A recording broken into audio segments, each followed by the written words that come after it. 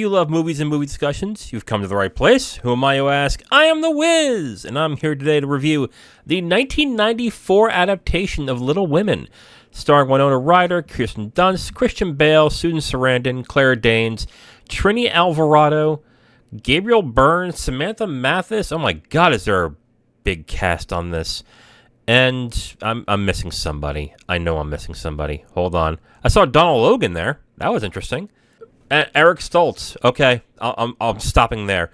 Directed by Gillian Armstrong. I am recording this the day before Christmas. This is probably coming out on Christmas or the day after. I hope you had a good holiday, and if you don't believe in Christmas, I hope you had a good Monday, I guess. Okay, well, nothing more to say about that. This is kind of a weird thing that I'm doing right now. I've really never watched a different adaptation of the same story. Me and Zero did one in the first year where we reviewed Infernal Affairs 1 and The Departed. And I think that's a little bit different because that was a remake of the original version. This is just another adaptation of the same story. This is going to be kind of strange because literally the same thing happens in the story that happened in the 2019 version that me and Kim reviewed about a month ago that I absolutely adored. So it's going to be very interesting to see what I think about this. Well, I already know what I think about this, so it's probably going to be interesting for you to hear what I think about this. Okay, so why don't we just get into it? Let's get into the review of Little Women, directed by Gillian Armstrong. And before we do, let's go into the plot. Basically, this is about the March Sisters. It is the adaptation of the Louisa Alcott classic novel about the March Sisters, who are sisters that live in Concord, Massachusetts around the time of the Civil War. And their fathers are away fighting the Civil War. And it's basically about how the sisters Jo, Beth, Meg, and Amy live their lives along with their family members and with friends such as Laurie, who is played by Christian Bale in this version. So, yeah, that's the story right here. So let's get into the review. For my review, let's get into my first point. And my first point is that it is definitely a more traditional adaptation. I'm going to try and not to compare this to the 2019 version a lot in this review. I can't guarantee that because a lot of the points that I have about this film is in direct comparison to that version. But this is very much a more traditional version. It's from A to B. So you start off with Jo being a young girl and all these sisters being young to the very end of what happens at the end of Little Women in the book, I would assume, since I've really never read the book. It is very much an A to B type of traditional adaptation, whereas the Greta Gerwig version from 2019 changed up the way the plot is broken up at certain points, which I thought was an excellent move. But just because it's more traditional doesn't mean it's not bad. I think it's good for what it is, but I will go into it a lot more when the third point comes up. But if you watch the 2019 version and you feel like it was a little too much change from what you're used to,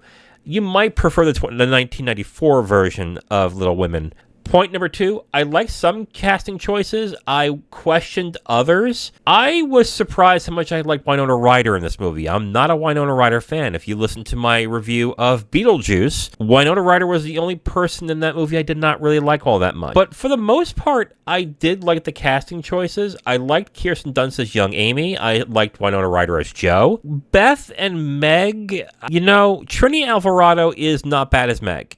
But this version had the same problem I had with the 2019 version, which is Meg doesn't really have a lot to do in this other than to be courted and then what happens next.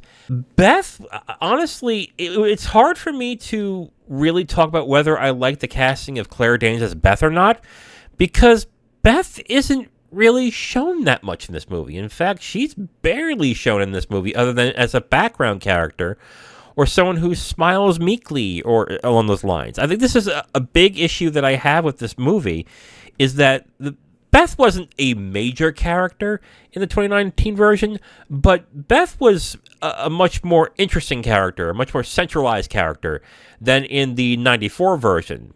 I can't really say that Claire Danes' performance is good or bad because she's not really in it all that much. What I will criticize, though, is one casting choice, which at first I was excited about, but then when I watched it, I was like, ooh, I don't know about this. And this is Christian Bale as Laurie. In the 2019 version, Timothée Chalamet was Laurie, and I thought he was fantastic as Laurie in that movie. In this version, it's hard for me to believe Christian Bale as Laurie. I think the main problem is the build and the way that Christian Bale plays Laurie. Christian Bale is a very tall guy. He's not muscular in this film, but he has a very definitive frame in this that makes him feel less childlike. Whereas in the 2019 version, Chalamet is perfect as Laurie because not only is he charming, but he has a childlike quality to him that is very youthful and fits as to why this rambunctious kind of guy would want to hang out with these four sisters. Whereas I think Bale just seems kind of weird and not as charming in this version as Laurie. Now, when he becomes older, then I'm like, okay, I can see it now. I can see why they chose him as Laurie when he gets older. But when he's younger, I don't buy it so much in this. The other thing, I did like Kirsten Dunst as young Amy, but Samantha Mathis as old Amy, or older Amy, I should say, I didn't think really hit that well either. But on the other hand, this is also a problem that I have with the film is actually done because there's not a lot of time with Amy in Paris. So that is also a part that just didn't really fit very well with me either. And then Susan Sarandon as Marmee, she's fine. Susan Sarandon as Marmee is fine in this. To a certain extent, I prefer Laura Dern. It's not that important. I don't think either version made her that much of an important character. I'm not going to fault it. I think it's fine. It's not like a great casting choice on my end. I like Susan Sarandon. In fact, I like all the actors in this except for, ironically, Winona Ryder. I don't really like Winona Ryder as an actress, but she's very good in this. I will give her that. She's good as Jo in this one. But Christian Bale as Laurie, I did not enjoy that one at all. And for the third point, the emotion wasn't as strong as I hoped.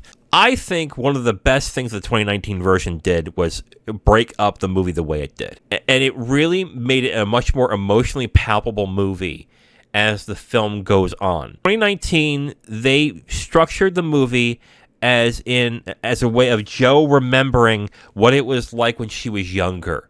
In this movie, it is just a straight adaptation. It's from when everyone is young to when everyone grows up. It's fine in that way, but I don't think it was just as emotionally resonant. Couple of reasons that is the way it is. One, I think they shortchanged Amy in this one. When Kirsten Dunst is Amy, she is very much a spoiled brat, but by the time that Samantha Mathis plays Amy as when she's older, I don't see a lot of the younger Amy in the older Amy. I just did not see it at all, so that made it really hard to recognize, oh, they're the same character. Whereas in 2019, Florence Pugh played Amy both young and old, and she pulled it off incredibly well. She played young Amy the right way. She did the older Amy a very good way. She was fantastic as Amy. The other thing is Beth in this movie. Beth really isn't given much in this movie other than what happens to her at the end. But in the 2019 version, the way they edited and the way they made everything out to be in that version, Beth seemed like a much more important character. Whereas in the 1994 version, it just seems like an excuse to bring the sisters together again. And it just didn't feel as emotional as it did in the 2019 version. I guess the main point in this is the traditional way of doing an A to B to C type of structure when it comes to an adaptation of this could fit very well. And for the most part, I liked it.